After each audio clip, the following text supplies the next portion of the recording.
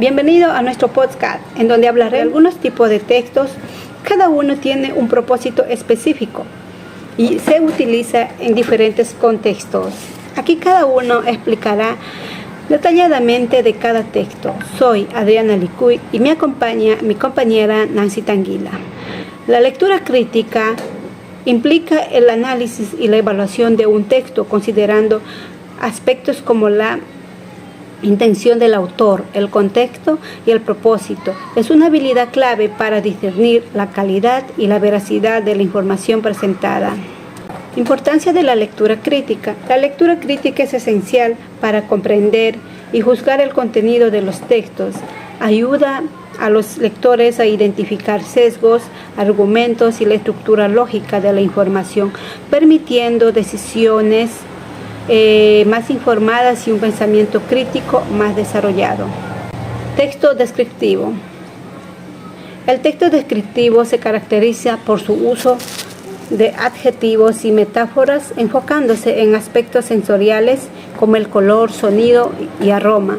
Su propósito es crear una imagen clara en la mente del lector, favoreciendo la percepción detallada de lo descrito. Un ejemplo de texto descriptivo. Podemos decir que un bosque en otoño se viste de matices amarillos, naranjas y rojos, mientras las hojas crucen bajo los pies. El aire fresco está impregnada del aroma a tierra húmeda y el encanto lejano de pájaros. Complementa esta sinfonía de la naturaleza. Texto científico. El texto científico depende del estilo que elija para la obra, realista, surrealista o naturalista. El texto científico contiene información basada en investigación y métodos científicos, donde se utiliza un lenguaje técnico y preciso, facilitando la comprensión de conceptos y resultados mediante la presentación estructurada de datos y evidencias. Un ejemplo de texto científico puede ser un artículo que explica los resultados de un experimento de fotosíntesis detallada, cómo las plantas convierten la luz solar en energía. Este tipo de texto presenta datos, gráficos y referencias bibliográficas que respaldan las conclusiones científicas.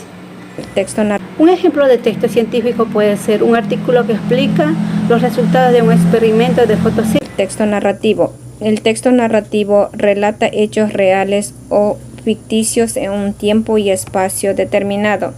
Se organiza en una estructura básica: inicio, desarrollo y desenlace. Tiene elementos claves como personajes, acciones.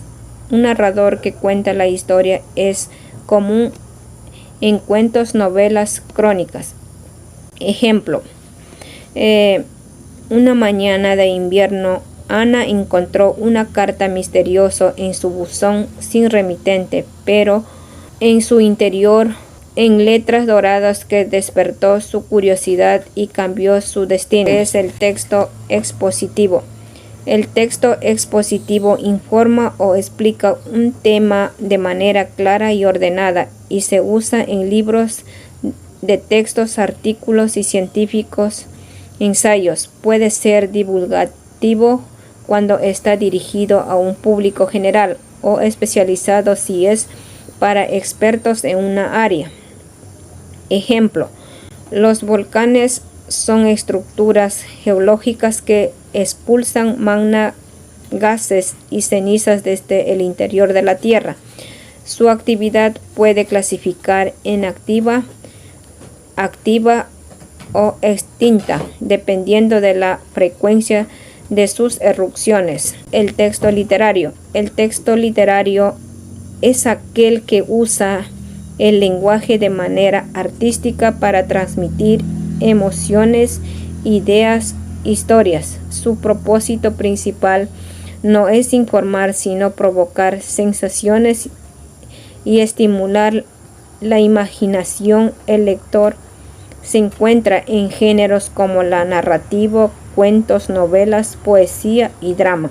También tenemos una característica clave: es el uso de recursos literarios como metáforas, comparaciones y descripciones detalladas que enriquecen el lenguaje y crea belleza en las palabras. Ejemplo: